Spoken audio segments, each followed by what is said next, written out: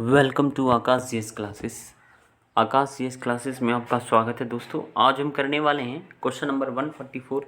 इससे पहले मैंने 143 क्वेश्चंस करवा दिए हैं। आप जाके मेरे चैनल पर विजिट करके देख सकते हैं। और ये क्वेश्चन जो हैं यूपी टेट सॉल्व पेपर करवा रहा हूँ मैं, और ये सभी प्रतियोगी परीक्षाओं के लिए इम्पॉर्टेंट हैं। तो चलिए करते हैं। क्वेश्चन नंबर 144 क्वेश्चन क्या कह रहा है कि मृदाओं के कण घनत्व का औसत मूल्य होता है। जो मृदा होती है, ठीक है, यानी मिट्टी जो होती है, उसके कण घनत्व का औसत मूल्य निकलवा रहा है। The average value of particle density of soil is. तो मैं बता दूं, इसका जो सही उत्तर होगा ये होगा ऑप्शन नंबर 1, 2.65 ग्राम प्रति घन सेंटीमीटर। बहुत ही इंपॉर्टेंट क्वेश्चन है ये, और बहुत ही यूनिक क्वेश्चन है ये एक। तो इसके बारे में मैं बता दूं, ये होता क्या है। जब हम किसी मृदा के कण का घनत्व निकालते हैं, तो निकालते समय जब उसका एवरेज निकालते हैं, ठीक है, जब उसकी एवरेज वैल्यू निकालते हैं, तो जो एवरेज वैल्यू जो होती है वो होती है कि हमने कोई मिट्टी ले ली, ठीक है, सॉइल ले ली। सपोज ऐसे समझो इसको, हमने मिट्टी ले ली, सीधी भाषा में समझो। मिट्टी में कितने खनिज लवण हैं, कितने खनिज लवण हैं, ठीक है, यानी खनिज लवणों की औसत कितनी है। यानी अगर मैं मिट्टी का एक सैंपल ले लूँ, ऐसे समझो, मिट्टी का एक सैंपल ले लिया मैंने, ठीक है, इस सैंपल में जो खनिज हैं, हमारे मिनरल्स हैं, उनका जो औसत है, यानी उनका औसत घनत्व कितना है, ठीक है, एवरेज डेंसिटी कितनी है, ठीक है। अब इसको दिखाते कैसे हैं, तो इसको दिखाते हैं मास यानी द्रव्यमान अनुपात वॉल्यूम यानी आयतन, द्रव्यमान अनुपात आयतन में दिखाते हैं। तो अगले प्रश्न पर चलते हैं, वो क्लियर हो गया होगा। प्रश्न संख्या 145 क्या कह रही है, निम्नलिखित में से बाग लगाने की कौन सी विधि पहाड़ी क्षेत्रों में अपनाई जाती है। तो बाग लगाने की कौन सी विधि पहाड़ी क्षेत्रों में अपनाई जाती है, ठीक है। तो आपका इसका जो सही उत्तर है वो होगा समुच्च विधि जो है पहाड़ी क्षेत्रों में अपनाई जाती है। समुच्च विधि, ठीक है। समुच्च विधि में होता क्या है दोस्तों, जो पहाड़ी क्षेत्र होते हैं उनमें ऐसे स्लोप होती है, ढलान, इस तरह का ढलान होता है। अब ढलान में हमें पता है कि जब बरसात होगी तो पानी इकट्ठा नहीं हो पाएगा। अब पानी इकट्ठा नहीं हो पाएगा तो सिंचाई की परेशानी आएगी। तो उसमें करते क्या हैं कि इस तरह से पत्थरों, यानी जो पत्थर होते हैं, इस तरह से पत्थर लगा दिए जाते हैं और यहाँ बीच में गड्ढा कर दिया जाता है, यहाँ खेती की जाती है। फिर ऐसे पत्थर, इससे होता क्या है कि जो मिट्टी वो जो होती है, मिट्टी का अपरदन नहीं होता है, ठीक है। इंग्लिश में कहते हैं सॉइल का इरोजन नहीं, सॉइल इरोजन नहीं होता है, ठीक है, यानी मिट्टी का कटाव नहीं हो पाता है। तो ये तो आपको अच्छी तरह समझ में आया होगा कि बाग लगाने की कौन सी विधि पहाड़ी क्षेत्र में अपनाई जाती है। तो समुच्च विधि है वो, ठीक है।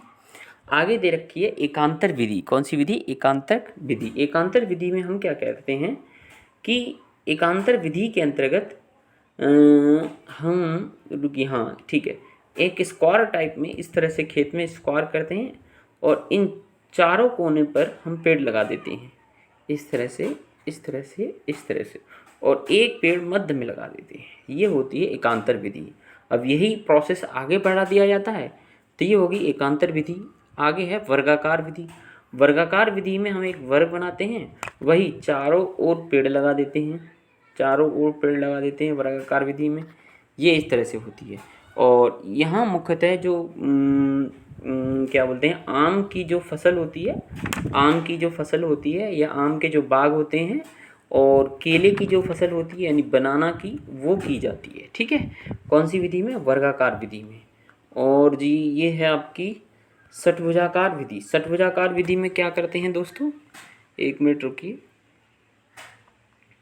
षटभुजाकार विधि में करते क्या हैं, यानी षट हेक्सागोनल मेथड है ये। इसमें करते ये हैं कि पहले एक इक्विलैटरल ट्रायंगल खींचते हैं जिसकी तीनों भुजाएं बराबर हों, देखिए, समबाहु त्रिभुज खींचते हैं, इनके कॉर्नर पे पेड़ लगा देते हैं, इस तरह से, इस तरह से पेड़ लगा देते हैं। और इस तरह से पेड़ लगाने की ये जो विधि है ये होती है आपकी हेक्सागोनल विधि। यानी इसके बाद ये हेक्सागोनल क्यों कहलाती है, इसके पीछे क्वेश्चन है। अब 6 पेड़ लगा दिए जाते हैं और एक पेड़ आपका मध्य में लगा दिया जाता है, ये हेक्सागोनल यानी षटभुजाकार विधि है। अब चलते हैं प्रश्न संख्या 146 पर। संतुलित आहार में सुरक्षात्मक पोषक तत्व कौन से होते हैं? ठीक है, संतुलित आहार में सुरक्षात्मक पोषक तत्व पूछ रहा है, protective nutrients in a balanced diet. तो सबको पता है सुरक्षात्मक बोल रहा है, तो सुरक्षात्मक होते हैं विटामिन व खनिज लवण। ठीक है, वाइटामिन्स एंड मिनरल्स, ये जो है सुरक्षात्मक होते हैं, यानी आपको प्रोटेक्टिव देते हैं, प्रोटेक्शन देते हैं।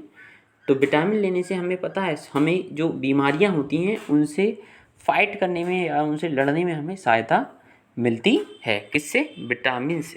तो समझ में आ गया होगा आपको विटामिन से हमें क्या मिलती है। तो ये हमारी बॉडी का डेवलप करते हैं और टिश्यूज़ जो होते हैं हमारे ऊतक जो होते हैं उनको सपोर्ट देते हैं। ठीक है, और जो खनिज लवण जो होते हैं, जैसे आप देख लो कैल्शियम जो है, कैल्शियम क्या है आपका एक खनिज लवण है कि नहीं?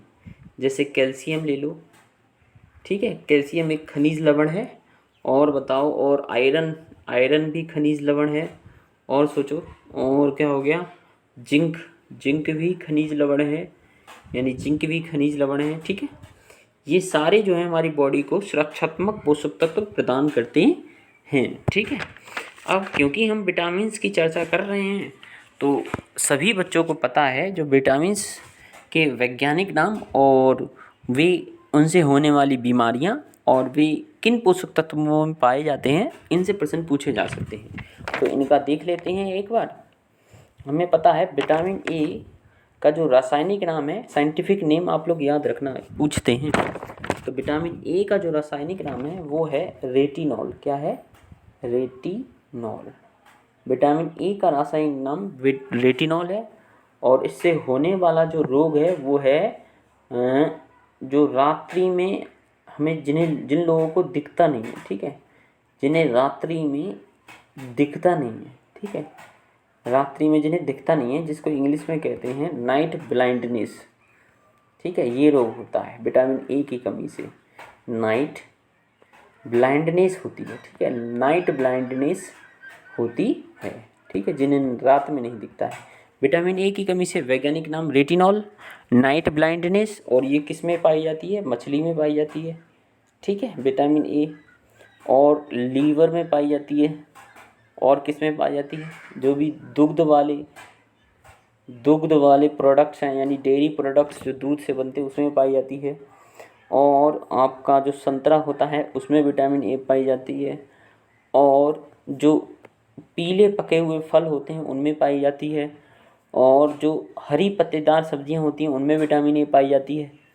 ठीक है, और जो आपका क्या बोलते हैं उसको, एक चीज़ मैं भूल रहा हूँ, जो हम खाते हैं ना, काशी फल। हाँ, जो काशी फल होता है उसमें भी विटामिन ए पाई जाती है। ठीक है, और पालक में विटामिन ए प्रचुर मात्रा में पाई जाती है। ठीक है, तो विटामिन ए हुई कंप्लीट। अब चलते हैं विटामिन बी पर। अब विटामिन बी का जो रासायनिक नाम है, विटामिन बी का रासायनिक नाम है दोस्तों थायमीन। क्या है? थायमीन। विटामिन बी का रासायनिक नाम है थायमीन।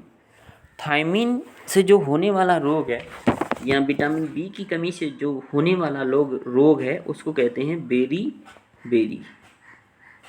बेरी बेरी जो है विटामिन बी की कमी से होता है। ठीक है, तो विटामिन बी का नाम, वैज्ञानिक नाम थायमीन, होने वाला रोग बेरी बेरी। और जो विटामिन बी है वो पाई जाती है पोर्क में। ठीक है, पोर्क मतलब सूकर का मांस, और होल मील यानी जो भी आटा होता है उसमें पाई जाती है। आगे अगर हम बोलें विटामिन बी और किस किस में पाई जाती हैं, जितनी भी दालें होती हैं उनमें पाई जाती है। और जो आपकी ब्राउन कलर की, जितनी भी ब्राउन कलर की वेजिटेबल्स हैं उनमें विटामिन बी पाई जाती है। ठीक है, तो आगे और आलू में भी पाई जाती है, लिवर में और एग में, ये एक्स्ट्रा में लिख लीजिएगा। नेक्स्ट है विटामिन सी। विटामिन सी का जो रासायनिक नाम है वो सबको पता है, एस्कॉर्बिक एसिड है। क्या है? Ascorbic acid, ascorbic acid. Vitamin B का रासायनिक नाम एस्कॉर्बिक एसिड है, विटामिन सी का, सॉरी, विटामिन सी का रासायनिक नाम एस्कॉर्बिक एसिड। और विटामिन सी की जो कमी से रोग होता है वो है स्कर्वी, ये याद रखना, ये एग्ज़ाम में पूछा जाता है। स्कर्वी जो है विटामिन सी की कमी से होने वाला रोग है। ठीक है दोस्तों, फ्रूट्स हैं यानी फल हैं और लीवर है उसमें ये पाया जाता है, और जो सब्जियां हैं उसमें विटामिन सी पाया जाता है। अगला है विटामिन डी, पढ़ा ही लीजिए, बस साइंटिफिक नेम याद रखिए, वैज्ञानिक नाम कैल्सीफेरोल। क्या है वैज्ञानिक नाम? कैल्सीफेरोल, कैल्सीफेरोल, ये इसका वैज्ञानिक नाम है विटामिन डी का, कैल्सीफेरोल। कैल्सीफेरोल जो है दोस्तों वो, अब इसमें इसकी कमी से होने वाला रोग सबको पता है, विटामिन डी की कमी से होने वाला रोग सबको पता है, रिकेट्स है। क्या है? रिकेट्स जो है विटामिन डी की कमी से होने वाला रोग है। इसमें होता क्या है, जो छोटे बच्चे हैं उनकी जो हड्डियां हैं वो कमज़ोर हो जाती हैं।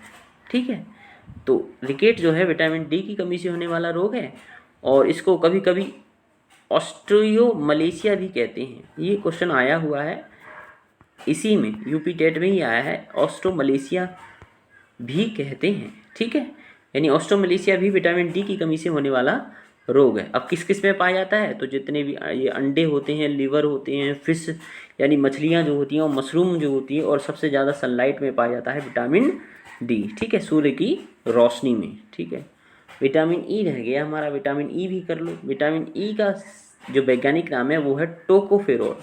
क्या है? टोकोफेरोल। टोकोफेरोल जो है विटामिन ई का वैज्ञानिक नाम है टोकोफेरोल, टोकोफेरोल्स। अब विटामिन ई की कमी से जो होने वाला रोग है वो बहुत इंपॉर्टेंट है, एनीमिया। कौन सा रोग है? एनीमिया, यानी खून की कमी है। ये अधिकतर महिलाओं में पाई जाती है। ठीक है, तो ये महिलाओं में होने वाली बीमारी है और छोटे बच्चों में होने वाली बीमारी है। ये जो है जो विटामिन ई आपको कहाँ से मिलेगी? जो बीज वाले जो नट्स होते हैं, या आप बादाम खाओ, या जो नट्स होते हैं, या जो बीज के तेल होते हैं उन्हें पियो, उनमें फ़ायदा होता है। ठीक है, विटामिन। अब आ जाओ विटामिन के। विटामिन ए के का साइंटिफिक नेम है, वैज्ञानिक नाम है फाइलोक्विनोन। क्या है? फाइलोक्विनोन, फाइलोक्विनोन, ये है विटामिन के का वैज्ञानिक नाम, फाइलोक्विनोन। और इसकी कमी से जो होने वाला रोग है वो है रक्त के थक्का नहीं बनते हैं, रक्त के थक्का नहीं बनते हैं, ब्लड क्लॉटिंग। ठीक है, अगर विटामिन के की कमी है तो आपका रक्त का थक्का नहीं बनेगा, यानी ब्लड क्लॉटिंग नहीं बनेगी। जब आपका चोट लग जाती है तो ब्लड क्लॉटिंग के थ्रू जो है घाव भर जाता है वहीं पे एक। ठीक है, ब्लड क्लॉटिंग नहीं होगी, रक्त का थक्का नहीं बनेगा। बहुत सारे फलों में, नट्स एंड सीड्स में भी ये विटामिन पाई जाती है। ठीक है दोस्तों, आई होप ये तो इतना आपका क्लियर हुआ होगा कि विटामिन के बारे में मैंने सारा कुछ बता दिया। और कुछ बता दूं मैं, कुछ इंपॉर्टेंट फैक्ट और भी बता देते हैं जो अधिकतर एग्जाम्स में पूछे जाते हैं। यानी एक ही प्रश्न से आपके इतने सारे क्वेश्चंस तैयार हो जाएंगे कि आप सोचिए मत। अब है आपका फैट, फटैक। एक क्वेश्चन आता है अधिकतर एग्जाम में, कोई भी एग्जाम आप दे लो, एसएससी का भले ही दे लो, कोई सा भी एग्जाम दे लो, जो वसा का पाचन कौन करता है? ठीक है, फैट का पाचन कौन करता है? वसा का पाचन करने वाला एंजाइम कौन सा है? तो जो वसा का पाचन करने वाला एंजाइम है लाइपेज। क्या है? लाइपेज। वसा का पाचन करने वाला एंजाइम है लाइपेज। हो गया तैयार। अब आता है प्रोटीन का पाचन कौन करता है? तो प्रोटीन का पाचन करता है आपका ट्रिप्सिन। ये आपको याद रखनी है, प्रोटीन का पाचन करता है ट्रिप्सिन। ठीक है, अब आगे है कार्बोहाइड्रेट का पाचन करने वाला एंजाइम कौन सा है? तो एमाइलेज, एमाइलेज। इसको कैसे याद रखेंगे एमाइलेज को? कि कार्बोहाइड्रेट जो है हमें रोटी से मिलता है। एक दिन एक बच्चे को भूख लगी तो वो अपनी माँ से कह रहा है एमाई दे, एमाई रोटी दे। ठीक है, तो एमाइलेज। आगे जो दोस्तों नेक्स्ट है संतुलित हमारा कितने क्वेश्चन हो चुके हैं? अब है प्रश्न संख्या 147 और 147 को हम पढ़ते हैं। तो 147 में कह रहा है कि निम्नलिखित विधियों में से भोजन पकाने की सर्वोत्तम विधि क्या है? तो सबको पता है उबालना जो है भोजन पकाने की सर्वोत्तम विधि है। ठीक है, 148वां क्वेश्चन करते हैं। तो 148 में ट्रिप्सिन एंजाइम किस क्रिया में सहायक होता है? देखिए अभी मैंने बताया था ना, ये क्वेश्चन आते रहते हैं। ट्रिप्सिन बताइए किसको पचाता है? तो भाई साहब प्रोटीन को ट्रिप्सिन पचाता है। किसको? प्रोटीन को ट्रिप्सिन पचाता है। कार्बोहाइड्रेट को एमाइलेज पचाता है। वसा को कौन सा एंजाइम पचाता है? लाइपेज पचाता है। ठीक है, तो सारे क्लियर हो गए। प्रश्न संख्या 149 जो है क्या कह रही है देख लीजिए, तदुपरांत आप उत्तर दीजिए। चेचक के विषाणु का नाम बताइए।